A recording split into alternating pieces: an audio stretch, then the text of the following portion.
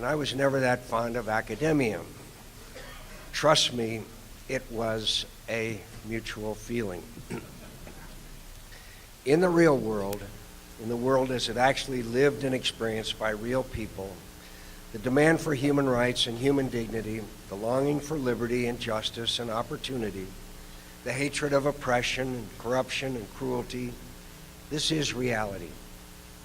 And by denying this experience, we deny the aspirations of millions of people, and thereby we invite their anger. Our country has its flaws and failings, as we have proved all too many times, but we are a country of conscience. And for this reason alone, the concerns of conscience must always be a part of our foreign policy. Not the whole part, but an important part. And I know you believe this too. America is just one nation, but we are a great nation, with great power and an unrivaled ability to lead the world toward more freedom, more justice, and more rights for more people. We can't make the world perfect, but we can make it better. What concerns me today, my friends, is that a robust support for liberty and human rights seems to be mostly missing from our foreign policy. And I do not think it's a coincidence that this noble cause is now suffering setbacks worldwide. In China, another undemocratic change of leadership is on the horizon, and fears are growing in Beijing that local political activism is on the rise. So the government is cracking down harder than ever on popular dissent, especially in Tibet and Xinjiang. But you wouldn't know it listening to this administration, which seems unwilling to speak up fully for the peaceful aspirations of China's people. Our president appears reluctant to meet with Chinese dissidents, including the Dalai Lama, while our Secretary of State made light of even raising the subject of human rights on her first trip to Beijing. Worse still, in the recent U.S.-China human rights dialogue, believe it or not, the State Department's senior official for democracy and human rights seemed to compare the oppression of China's autocratic regime with Arizona's recent immigration statute. Now, whatever you think of the Arizona law, to imply that the transparent legislation of a democratic government is morally equivalent to the arbitrary abuses of an unelected communist government is offensive and embarrassing. It's certainly not my idea of a human rights dialogue. This is just one example, and unfortunately there are others. In Lebanon, Syria's rulers are slowly getting more of their hooks back in to that sovereign country, and Hezbollah is better armed than ever. I was in Lebanon in January, and I saw my old friend Walid Jumblat, the leader of the Druze. He told me, quote, "I have to go to Damascus." I saw Prime Minister Hariri, a talented young man who went to Georgetown, and he said the same thing. I have to go to Damascus. So these men have gone to meet with the government that likely murdered their fathers. And yet this administration seems consumed with a policy of engagement toward the Assad regime. There's nothing wrong with engagement, but it's a tactic, not a foreign policy. And we should never give the impression that engagement with our enemies comes at the expense of the sovereignty and independence of our friends. I was also in Georgia in January, and I traveled just outside of Abkhazia. It's a sad experience. The boundary line is hardening. Displaced peoples continue to live in fear. And not only are Russian forces still occupying sovereign Georgian territory, they're digging in their military presence. But last week, the President resubmitted to Congress a civil nuclear agreement with Russia stating, and I quote, "The situation in Georgia is no longer an obstacle." And some wonder why the Georgians feel that Washington is selling them out to Moscow as the price of our hitting the reset button. The sad thing is, it's not just the Georgians Ask the Poles or the Czechs or others in Central Europe, and you'll hear the same anxiety about American abandonment. You'll hear much the same thing, for that matter, from those brave Russian Democrats and journalists and civil society activists, patriots, all of them, who continue to work to restore respect for human rights in Russia, despite a campaign against them of intimidation and brutality, and worse. Then there's Kyrgyzstan, where this administration remained silent, while the Bakiyev government grew more corrupt, more autocratic, and more despised by its people. I'm told that earlier this year, Freedom House went to see the Kyrgyz ambassador here in Washington to explain why they were designating the country, quote, not free. The ambassador told them, and I quote, "It used to be the State Department would talk to us all the time about democracy. Now they never mention it. If your State Department doesn't care about democracy, then why should we?" Despite this administration's actions, certainly not because of them, the recent uprising has produced an interim government that could give Kyrgyzstan a second chance at democracy. So we better get serious about human rights in Kyrgyzstan, or we may lose both the goodwill of the Kyrgyz people as well as our military base at Manas. In Iran, we have seen in the past year a breathtaking popular movement for freedom and justice. The great Iranian people have said that they want their voices to be heard and their votes to matter. And for demanding this basic rights, Iranians have met with the clenched fist of a militarized tyranny, intimidation, beatings, torture, disappearances, assassinations, show trials, and summary executions, as we saw just last week when 5 Iranian Kurds were hanged for their political activism. The victims' families learned of this injustice only after it was too late. This campaign of cruelty may delay the cause of freedom in Iran, but it cannot destroy it. Indeed, I believe that when that young girl named Neda bled to death in the street in Tehran, it was the beginning of the end for this regime in Iran.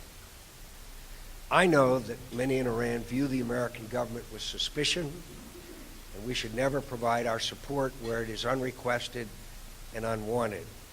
But when young Iranian demonstrators write their banners of protest in English, when they chant, "Obama, Obama, are you with us or are you with them?" that's a pretty good indication that we should do more to support their cause. Again, there is nothing wrong in principle with talking to our adversaries, but let's use that engagement to further all of our interests, especially our interest in human rights. As in Iran, the struggle for democracy goes on in Burma. For 20 years, a woman of astonishing courage and grace, Aung San Suu Kyi has freely endured imprisonment, threats to her health and life, the loss of loved ones, and all manner of cruelty at the hands of tyrants who resist her every effort to liberate the country. The millions of Burmese who lawfully elected her their leader have peacefully risen time and again to claim their rights. But despite more than a year of U.S. engagement with Burma's junta, engagement that has not been backed up by any added leverage or pressure, the regime recently decreed that Aung San Suu Kyi's political party must expel her from its ranks to compete in the upcoming election. Rather than surrender their soul, Burma's Democrats will rightly boycott the junta's rubber stamp election. They will persist in their righteous cause despite torture, imprisonment, and murder. No defeat has undone them, and no defeat ever will. I have always believed that no matter how long it takes, how many setbacks are suffered, how resilient the forces of injustice, the righteous will triumph.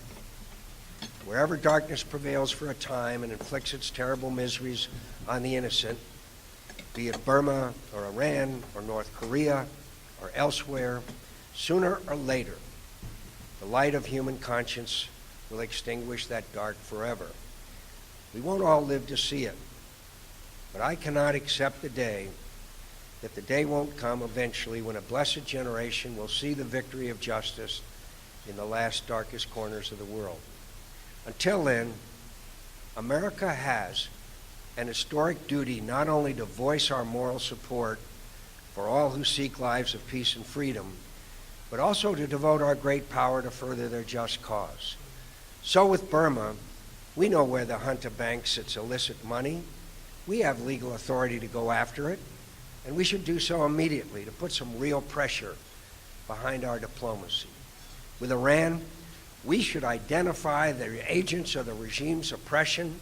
We should publicize their names and faces, and we should make them famous. Then we should impose on them the kinds of targeted sanctions for human rights abuses that a lot of us have proposed in the Senate and is still stalled months later in the United States Senate.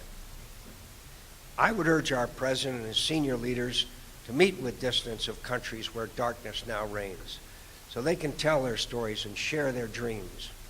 And when the torturers and jailers of these dissidents protest that we are highlighting their deplorable treatment of their people, we should remind them that we will engage with any government if it serves our interest to do so, but that we will never pay for that engagement by silencing our support for justice and dignity. I believe that American leadership in opposition to human rights abuses is the truest expression of our national character. It's surely right to say that the United States has an obligation to set a moral example in the world, and it's also correct that we failed that duty many times. We failed it when we didn't act on reports of the Holocaust, or when we ignored the slaughter in Rwanda until it was too late, when we refused to respect the civil rights and dignity of Black Americans, or more recently, when we mistreated prisoners in our custody. That failure has made it harder for us at times to encourage other nations to respect human dignity and to rally support for the oppressed. But it hasn't relieved us of that moral responsibility. Whatever our flaws, whatever dangers we face, and however sharp our debates, we must remain a nation of conscience. We must feel ashamed when we ignore its demands, and we must resolve to do better. You know, I and a number of people in this room have seen many things over the course of my life. Many things like the fall of the Berlin Wall and the collapse of communism, which I often doubted that I would witness in my lifetime. 20 years ago, I watched on television as the static Germans tore down the Berlin Wall, and it called to mind a quote from William Faulkner. "I decline to accept the end of man," Faulkner said in his Nobel lecture. "I believe that man will not merely endure, he will prevail. He is immortal not because he alone among creatures has an inexhaustible voice, but because he has a soul, a spirit capable of compassion and sacrifice and endurance. That faith has cost many lives, but liberated many more. It's the faith that tears down walls and builds bridges between peoples. It's the faith that made our nation the hope of mankind, and it is the faith that we must never forsake." Thank you very much.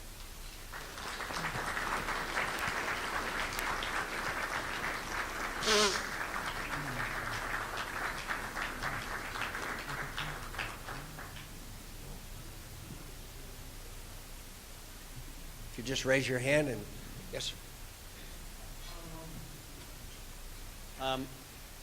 Harlan Ullman, good to see you, Senator. I wonder if you could examine the domestic aspect of that. Torture and enhanced interrogation techniques are rightly illegal, but we seem to have targeted American citizens who were branded as enemy combatants on a kill list. How do we reconcile that seeming difference? We've put Americans listed as enemy combatants on our kill list. When they're on the when they're on the field of battle, it doesn't matter what country they are citizens of. If they're in combat, which is the definition of an enemy combatant, then obviously we are in a conflict with them, and we have, I believe, not only the right but the responsibility to remove threats to our security. Yes.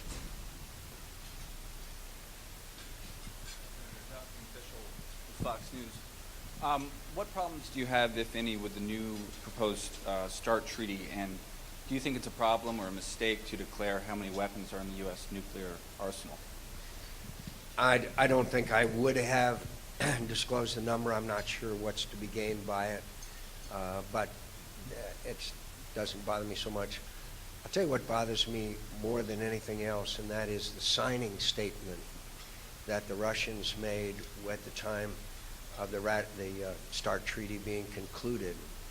And the signing statement, and we all know the controversy here about signing statements when laws are passed. Well, if you read what they wrote, they made it extremely clear that any defensive missile systems in Europe would pose a threat to their adherence to the treaty. In fact, they basically said the treaty would be null and void if the United States continues or has plans to place defensive missile systems in Europe. That is very disturbing to me. Very, very disturbing. So that part of it is something that I am deeply concerned about. And the administration said, well, it's not part of the treaty. It's not part of the treaty. A signing statement is not part of legislation when the president signs it, but it certainly does affect the implementation of the law.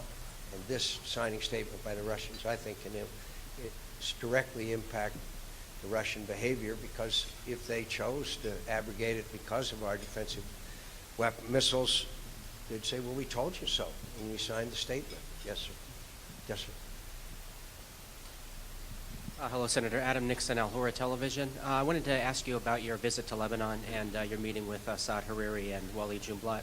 Were you able to offer them any assurance that the U.S. would be able to help them maintain their autonomy from Syria? Do you have any feeling that that's getting any better or any worse? I think this young man, Hariri, is a very astute, very talented young man, and I think he will make a good leader of his country. I think you know, basically after months and months of negotiations after the election, which he won, the final agreement basically gave Hezbollah a veto over any action that the Lebanese government might take. That's incredibly disturbing. You also know that there are reports of Scud missiles being put placed in southern Lebanon. I still don't know if that's true or not.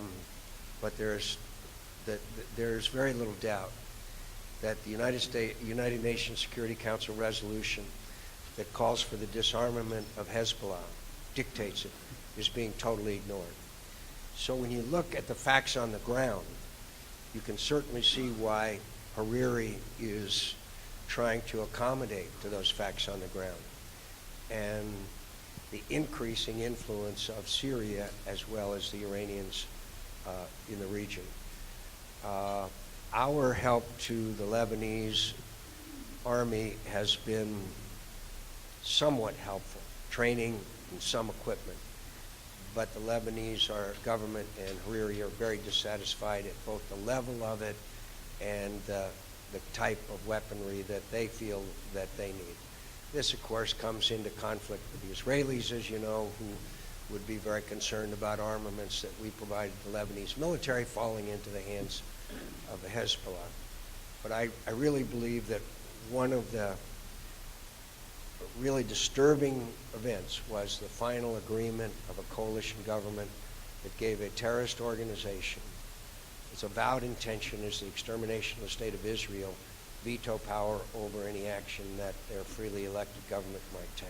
That's very disturbing. Sure, yeah, Dimitri. I'd be glad to. Senator, you are a hero to all of us. You are a hero to all of us, and you are a political hero to many of us. I certainly have voted for you, and I'm very happy with what I have done. I need to ask you a tough question, and I know you like tough questions. What you said about human rights, I don't think there is a person in this room who would not share your sentiment. And also, many of us think that when the Obama administration became a kind of mute about human rights, they did not get much in return from China, from Russia, from others. But what if we could get something very important in return? What if the Chinese and the Russians were prepared to be cooperative on Iran? Would you take it into consideration in discussing human rights with these authoritarian regimes? Well, Dmitry, as I tried to say in my remarks, I understand that that realism at the beginning of my remarks is a fundamental principle, and there is always tension in any administration between advocacy of human rights and realpolitik. We know that's been true since Wilsonian principles were adopted. And that tension continues to go on, and I'm glad it goes on, because we're really the only nation in the world that have really ever had that dispute and dialogue amongst our policymakers. And it's always a hard decision which part to emphasize and which not. But I think that history shows over time that in the short term, advocacy for human rights is not something that gains immediate results. I do believe that there are some lessons of history. And one of them, of course, was when Ronald Reagan said, take down the wall. When Ronald Reagan spoke up in behalf of Nathan Sharansky. And those on the left said, oh, no, don't. We've got to have realpolitik. We don't want to upset the Russians. We don't want to do anything that would harm the dissidents further. Ask Nathan Sharansky. He said he got a few more beatings, but he said it went like wildfire throughout the Gulag. And we know what they said when the Berlin Wall came down. They said, we listened to the voice of America. We listened to Radio Free Europe. It gave us hope. And there was a great, great debate, if you might remember, over Reagan's advocacy for the rights of the Russian people and those in captive nations. I think the record is very clear that it was a major contributor, not the only one, but a major contributor to the successful bringing down the Berlin Wall. When our Secretary of State, on her first visit to China, says, oh, we're not going to talk about human rights. Really? We're not even going to talk about human rights? When the demonstrators demonstrated in Iran, the first reaction when the street demonstrations took place for nearly a week by the president and his people was, oh, we don't want to disturb our chances for meaningful negotiations with the Iranians. I mean, you can't make that up. You can't make that up. That is a direct violation of everything we stand for and believe in. Of course we stand up for people who are risking their lives for freedom and democracy. Of course we do. And if we don't, then I think we've betrayed the most meaningful sentence ever written in history, and that is that we believe that all of us are endowed by our Creator with certain inalienable rights. So there is a balance, there's a tension, and there will always be that, and it has to be adjusted to various situations. But I think in the long term, history shows that Wilsonian principles, when adopted in the proper fashion, in keeping with the realities of the situation, will be the best course of action. And to abandon it encourages the forces of darkness to continue the terrible things that they do. Yes, sir. Mr. Cow. Hi, Senator. Good to see you again. Thank you. It's great to see you. During an excellent session this morning devoted to the U.S. role in Afghanistan and Iraq, the issue of Vietnam came up, much to my surprise, I must say, time and time again. You have a very special relationship to that war. I wonder, in your view, is there a single or two lesson from that war that the leadership in America today must bear in mind as they plot our strategy in Afghanistan? I think there are numerous lessons. One of them is that any government, in order to prevail in a conflict like the one that is taking place in Afghanistan has to have the support of the people. And I know that Karzai has his failings, and I know he has, he certainly is given to some rather alarming statements from time to time. I would remind you that there was a time around 2007 where a lot of people in this town had written off Maliki. He was too weak. All the institutions were rife with suicide squads, et cetera, et cetera. And yet the relationship was nurtured thanks to one of the finest diplomats in the history of this country, Ryan Crocker. He is the person who I think is the least appreciated, and I love and admire David Petraeus, don't get me wrong. Ryan Crocker did an incredible job. He's a quiet, unassuming man, but the team of Petraeus and Crocker brought this Maliki and his administration along so that the only contested election outside of Israel in the entire Middle East just took place in Iraq. Was it messy? Sure, it's messy. But, you know, so I recall we had kind of a messy election in 2000. Some might recall that. But the point is, I think you have to have a government that is going to gain over time the support of the people, I think is number one. I think also you better be careful who you replace a leader with. Ziem. I think most historians view the assassination of Ziem with the United States connivance was one not only for that particular situation, but a black mark in our history. We shouldn't be part of assassinations of countries' leaders. And finally, there is a difference in that Ho Chi Minh had great popular support. There's a very fine new book out, by the way, called Valley of Death. It's about the Battle of Dien Bien Phu and the United States interaction with France and the British during that period. It's a very interesting book. And Ho Chi Minh had great popular support. Whether he deserved it or not I'll leave that to history. And there is no comparable figure either in Iraq or Afghanistan to Ho Chi Minh, because he led the anti-colonial movement was how he got his beginning. So the comparisons are, you know, we never want to overdraw the lessons of the last war, but we don't want to ignore them.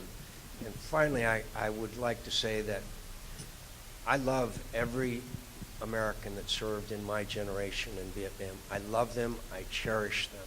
I appreciate them. Every chance I get, I go to thank them. But I got to tell you, this military and these young men and women that are serving and their leadership is incredibly professional and really, really effective. They won the Battle of Sadr City in a way that's it'll be chronicled and appreciated sometime.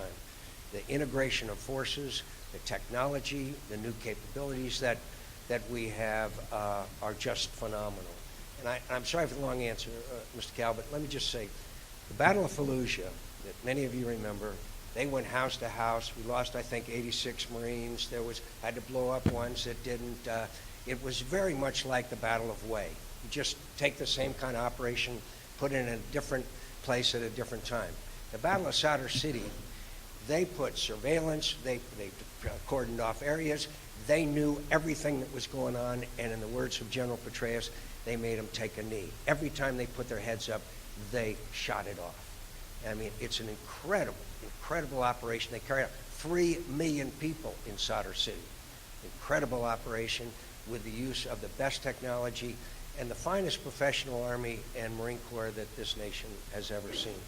And I know I'm running out of time, but I would just, again, like to thank the Nixon Center, and I'd like to thank you, Dimitri, and Jim, and a lot of old friends who are here today.